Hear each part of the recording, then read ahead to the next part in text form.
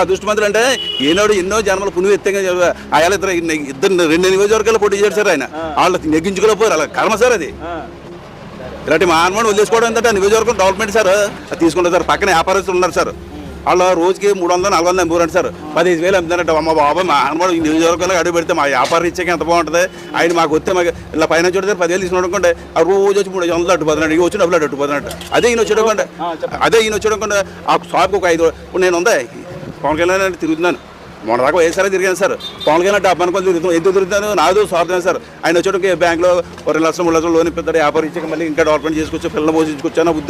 Development కోసం మేము ఆలోచిస్తాం సార్. సో పవన్ కళ్యాణ్ గారు వస్తే ముఖ్యంగా పిఠాపురం కానీ పిఠాపురం నియోజకవర్గంలో కానీ ఎటువంటి సమస్యలు తీరుస్తారనేటువంటి నమ్మకం మీకు ఉంది? సమస్య ఉండదు సార్. సమస్య తీరుతాం కదా సార్. పవన్ కళ్యాణ్ పేరు చెప్తే తడిచిపోతారు ఆఫీస్లో కూడా సంతకం పెట్టించేస్తాను. ఇవాళ 500 చెప్తుందండి. అయాలైతే ఏం అవసరం లేదండి. పవన్ కళ్యాణ్ గారు పేరు సరిపోతుంది సార్. అంతే ఎక్కడ ఉన్నది.